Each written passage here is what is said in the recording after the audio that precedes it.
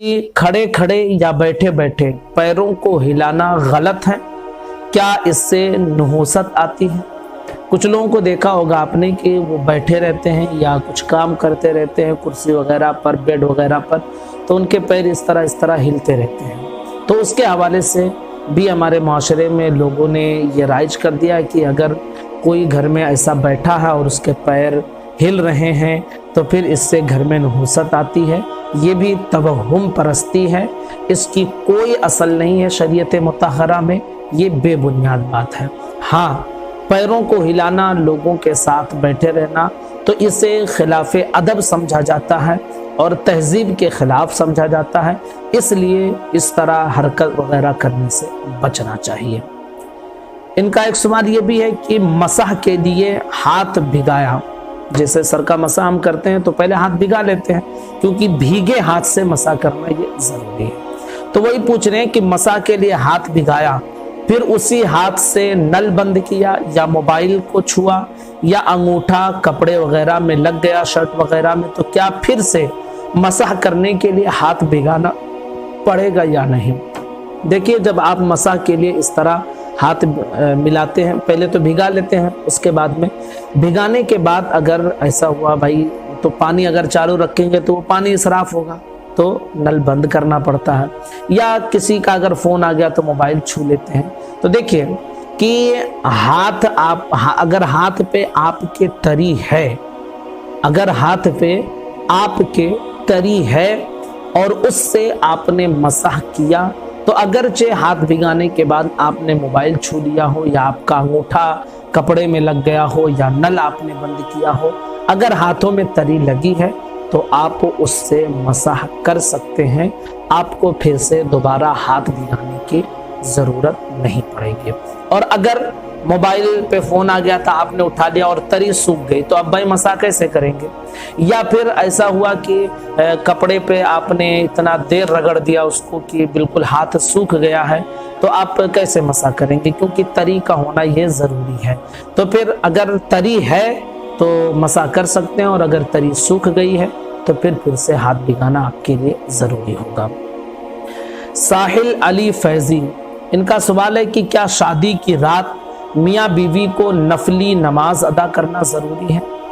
नफली जो चीज होती है ना, उसकी हैसियत नफली होती है, यानी वो आपको करना जरूरी नहीं होता है, अगर आप करेंगे तो अच्छी बात है।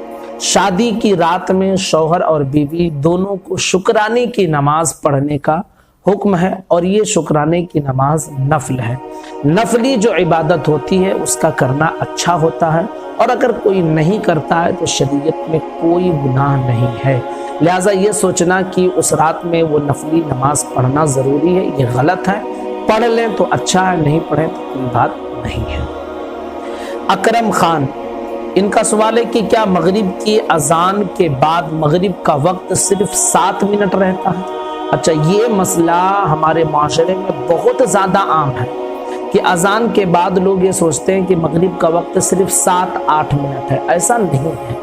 मगरिब की अजान के बाद से लेकर जब तक इशा का वक्त शुरू ना हो जाए, ये भी तकरीबन 1 घंटे का वक्त रहता है। तकरीबन 1 घंटे या पौना घंटे का वक्त रहता है। तो ये पूरा वक्त मगरिब का है। इस बीच में जब भी आप मगरिब की नमाज अदा करेंगे, आप कज़ा की नियत नहीं करेंगे बल्कि अदा की नियत करेंगे। और जो ये माशरे में मशहूर है कि मगरिब की अजान के बाद मगरिब का वक्त 7 मिनट रहता है, तो ये गलत बात है, बिल्कुल बेबुनियाद बात है, इसकी कोई असल नहीं है। मगरिब का वक्त अजान से लेकर शुरू होता है और जब तक इशा का वक्त शुरू ना हो जाए, तकरीबन पौना घंटा या 1 घंटे का वक्त रहता है। तो इस बीच में जब भी आप मगरिब की नमाज अदा करेंगे, आपको अदा ही की नियत करनी है, कज़ा की नियत नहीं करनी है। सैयद आसिफ, इनका सवाल है कि तीजे वाले दिन खाना बनाना और खिलाना कैसा है? तीजे वाले दिन खाना बनाना और खिलाना ये जायज़ है। असल मकसद ईसाले सवाब है अपने मरहूम के लिए, तो आप बनाकर खाना खिलाएं, ये अच्छा तरीक़ा है। और याद रखें कि आप इसमें ख्याल रखें गरीब का, ऐसा नहीं कि जिनके पास जो है ना करोड़ों की दौलत हो, लोग अब तीजे और 40वां 20वां को भी जो है ना शादी की तरह करते हैं। भाई शादी में तो अमीर गरीब, अमीरों को ही ज़्यादातर लोग इनवाइट करते हैं। अब तीजे वगैरह में असल मकसद क्या होता है, इसाले सवाब होता है। और किसी गरीब तक किसी भूख की अगर भूख मिटा दे तो वो कितनी दुआएं देगा। जिसका पेट भरा हो वो तो खा के मस्त मौला होके घूमेगा यार।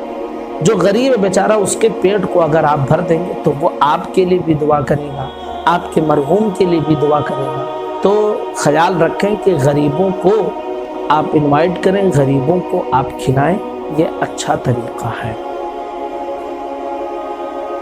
एक सवाल है आबिद रहीमी, ये दरअसल जो मैंने आयशा आरिफ खान पर एक वीडियो बनाया था कि जहन्नमी है या जन्नती है, तो उस पर मैंने कहा था कि खुदकुशी करने वाले के लिए मग़फ़िरत की दुआ आप कर सकते हैं, और फिर ये अल्लाह तबारक व तआला के कब्ज़ो इख्तियार में है कि वो उसे माफ़ कर दे और जन्नत दे दे, और चाहे तो उसे माफ़ ना करे और उसकी गुनाह की सज़ा जहन्नम में मिले।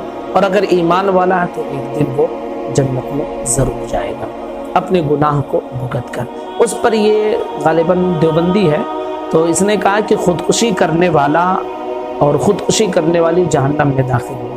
ये तुम्हारे बाप की शरीयत नहीं है कि तुम जो कहोगे बस वही हो जाएगा, ऐसा नहीं होता है।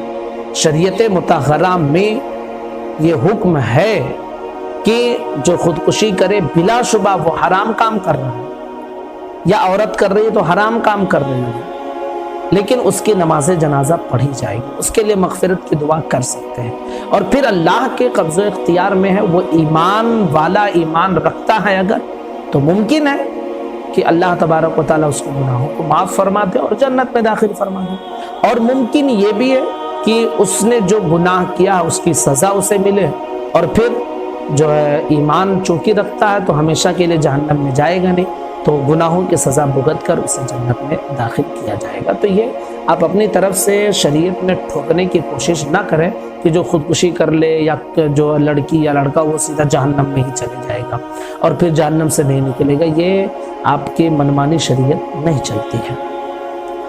फैज़ान आला हज़रत ऑफिशियल प्रोफाइल पे ये नाम था। उनका सवाल ये है कि रात को नाखून काटना, बाल काटना, झाड़ू लगाना, कचरा फेंकना कैसा है? क्या ये सब रात में कर सकते हैं? क्या इससे घर में बेबरकती आती है? इन सब टॉपिक पर हमने तकरीबन 2-2, 3-3 वीडियोस बनाए हैं। मैं गुजारिश करूंगा कि आप लोग पहले वीडियो सर्च करके देख लें, ना मिले तो सवाल क्या करें। इन सब टॉपिक पे वीडियो बनी है, लेकिन बहरहाल आपने जो है बड़े शिद्दत के साथ सवाल किया था, तो मैंने चाहा कि भाई इसमें आपके जवाब को ऐड कर दिया जाए। रात में बाल काटना, नाखून काटना, झाड़ू लगाना, कचरा फेंकना, ये सब जायज़ है। और जो ये ख्याल करे कि इससे घर में बेबरकती आती है तो वो बेअसल बेबुनियाद बात कर रहा है, इसकी कोई असल नहीं है। उबैद कुरैशी, इनका सवाल है कि जो शख्स कुफ्र में शक करे उसका अंजाम क्या होगा? याद रखिए कि काफिर को काफिर जानना और जो चीज़ कुफ्र है उसको कुफ्र मानना, ये ज़रूरियात दीन में से है। मुसलमान को मुसलमान जानना और जो चीज़ इस्लाम का हिस्सा है उसको इस्लाम का हिस्सा मानना, ये ज़रूरियात दीन में से है। तो अगर कोई इंसान किसी के बारे में जानता है कि ये पक्का काफिर है, लेकिन उसके बावजूद वो कुफ्र में उसके शक कर रहा है। इसी तरह अगर कोई चीज़ उसे मालूम है कि ये कुफरी चीज़ है, लेकिन उसके बावजूद वो उसमें शक कर रहा है, तो फिर याद रखें कि उसका ईमान खुद का चला जाएगा। क्योंकि फुक़ाए किराम का इस पर इत्तेफाक है, मन शक्क फी कुफ्रिही व अज़ाबिही फ़क़द कफ़र। जो कुफ्र में या काफिर के अज़ाब में शक करे तो वो खुद काफिर हो जाएगा। इसलिए जिस चीज़ पर यकीन हो कि ये चीज़ कुफ्र है तो उस पर यकीन रखें, शक ना करें। जो काफिर है उसको काफिर कहें, उसमें शक की कोई गुंजाइश नहीं है। इस्लाम मुकम्मल तौर पर जो है बातिल को अलग करता है और हक को अलग करता है।